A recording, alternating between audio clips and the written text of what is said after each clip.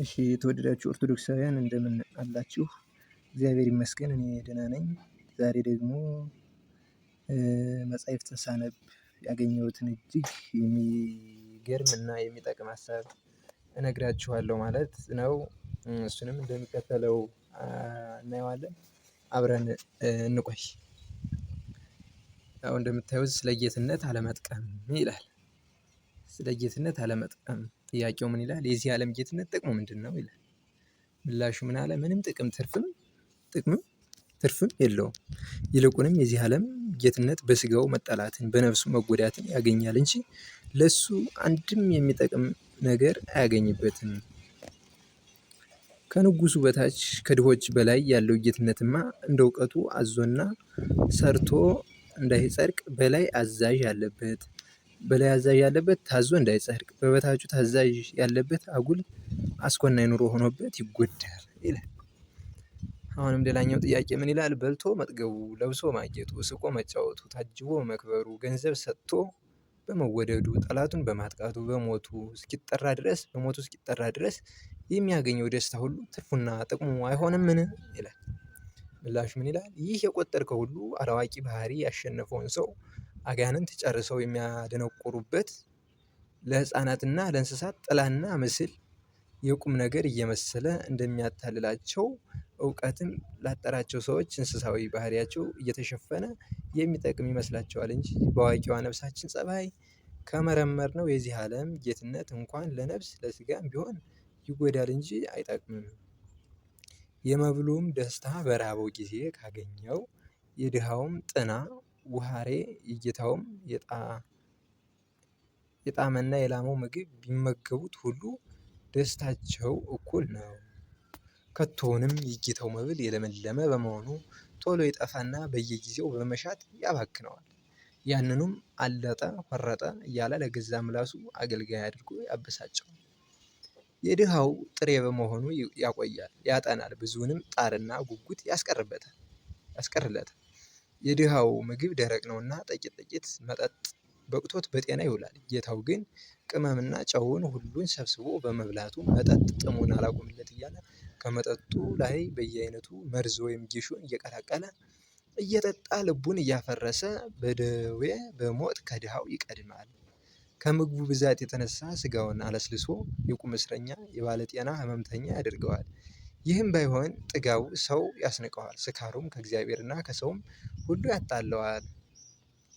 ይህንኑም የሆድ ደስታ የምትሻው ከሆነ ያለ ጌትነት በእርሻ ትጋትም ብቻ የሚገኝ ነውና ሆድ ጌትነት የሚያሸው አለመሆኑን አስታውል። ስለ ልብሱም ከሱ አብልጦ ያጌጠ ሲያይ ሀሳቡን ቀናተኛ ተረማማጅ አድርጎ ገንዘቡን ያስበትነዋል። እንደሱ አድርጎ ለማጌጥ ያልቻሉትንም አብሮም ለመብላት አብሮም ለመሄድ በአጠገባቸውም ለመቀመጥ ያሳፍረዋል እነሱንም ያስንቀዋል። ይህን የመልበሱ ደስታ ጥቅም መስሎህ አለማወቅም ቢያሸንፍህ ያለ ጌትነት በአዝማሪነትና በካህንነት ብቻ የሚገኝ ለማጌጥ ጌትነት ብቻ የሚያሸው አለመሆኑን አስታውል።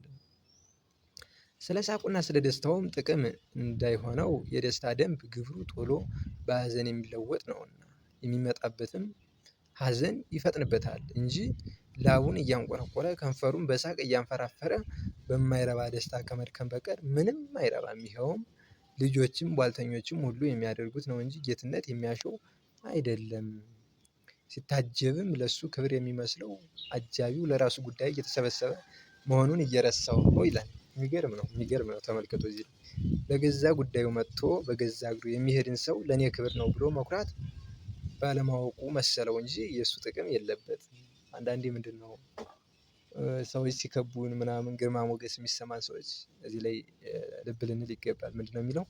ሲታጀብም ለሱ ክብር የሚመስለው አጃቢው ለራሱ ጉዳይ እየተሰበሰበ መሆኑን እየረሳው ነው። ለገዛ ጉዳዩ መጥቶ በገዛ እግሩ የሚሄድን ሰው ለኔ ክብር ነው ብሎ መኩራት ባለማወቁ መሰለው እንጂ የእሱ ጥቅም የለበትም።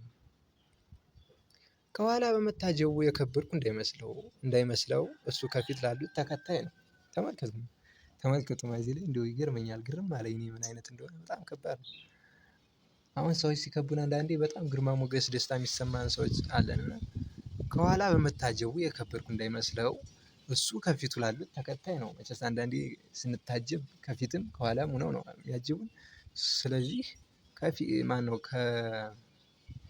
ከኋላ የሚከተሉትን አጀቡኝ ብሎ ደስ እንዳይለው እሱ ከፊት ያሉትን እየተከተለ ነው። እፊቱ ከቀደሙት ኋላ በመሆኑ የከበርኩ እንዳይመስለው እሱም ከኋላው ላሉት ቀዳሚ ነው። ይኸውልህ ከፊት በፊቱ ከሚሄዱት በኋላ ነው ያለውኝ ብሎ ደስ እንዳይለው እሱ ለኋለኞቹ ፊተኛ ነው ነው። ከመካከል በመሄዱ የከበርኩ እንዳይመስለው ከቀደመና ኋላ ከቀረው መካከል የሚሄዱ ብዙ ናቸው ይላል። መካከል ነኝ ብሎ ደስ እንዳይለው ከመጀመሪያውና ከኋለኛው መካከል የሚሄዱ ብዙዎች አሉና። እንግዲህ ጌታ ነኝ የሚለው ሰው ከሚያጅቡት የሚበልጥበት ጥቅም በውሸት መምሰል ነው እንጂ በእውነትስ ትርፍም ጥቅምም የለውም። ይህም ጭቃ ሹሞች በየአመቱ ነጋድራሶች በየሳምንቱ ሹመታቸው ለየጉዳዩ በመጣው ሰው ያለጌትነት ሊታጀቡ መቻላቸውን አስታውል።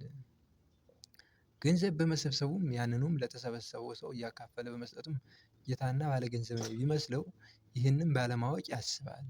አንዳንድ ጊዜም ሌባም ወንበዴም እሳትም በመዓት እየታዘዘ የበላይም ዳኛ እያዳላም እየተቆጣም በጠፋ ቁጥር ሲያሳዝነው ይኖራል። ከዚህም ሁሉ ጥፋት ተርፎ ለሰው የሚሰጥ ሀብታም ቢሆን ምስለኔ በሚሰበስበው አሳላፊ በሚያካፍለው እቃ ቤት በሚጠብቀው ጌታም ነን ባለገንዘብም ነን ለማለት እንደማይገባቸው ጌታ በሆነ ሰውም እጅ ያለ ገንዘብ ፈጣሪው እግዚአብሔር ደክሞም የሰበሰበው ባለቤቱ ባለሀገርና ነጋዴ ነውና ከእነሱ እየወሰደ ለወታደሩ ቢያካፍለው እያስቀመጠም ቢያየው ጌታውና ባለገንዘቡ እኔ ነኝ ሲልም ይዋሻል።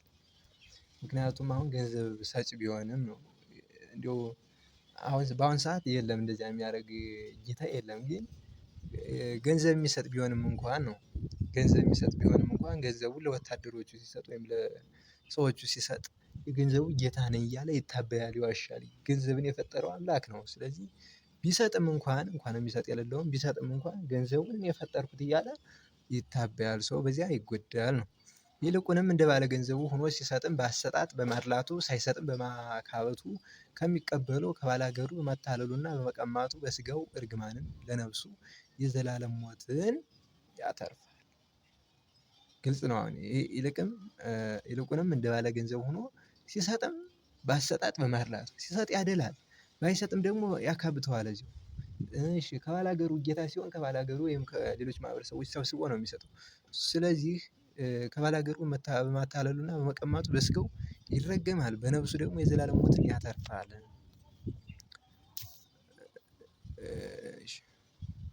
ሌላው ገንዘቡንም ይረባኛል መስሎ ፈላጊው ከሆንክ ያለ ጌትነት በብልጠት ብቻ ነግዶና አታሎ ያገኛል። ስለ ጌትነቱም ጠላትን በመጉዳቱ ደስ የሚለው በሬና በሬ ተዋግቶ በሬውን በሬ ሲያሸንፈው ደስ እንደሚለው እንስሳ እንደሱ ያለውን ወንድሙን በጎዳ ጊዜ ደስ የሚለው በእንስሳዊ ፀባዩ ነው እንጂ ለአዋቂዋ ነፍሱ ደስታዋ አይደለም። እግዚአብሔር ስለ ቂመኛነቱና ስለ ጠላት አለመውደዱ ይጠላዋል። በስጋው ከጠላቱ ወገን ጋር በቁርጥ ተለያይቶ ደሙን ለልጁ አትርፎ ለእሱና ለዘሩም የደምና የጠብ ቅርስ ሆኖ ይጎዳዋል።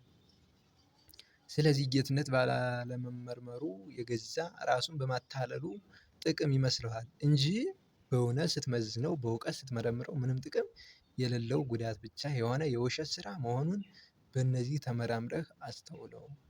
ይኸውም ሰው አጥቅቶ መጉዳትን ካሻኸው ሌባ ወንበዴም ተንኮለኛም ሆኖ ያለ ጌትነት ሊሰራ መቻሉን አስታውል።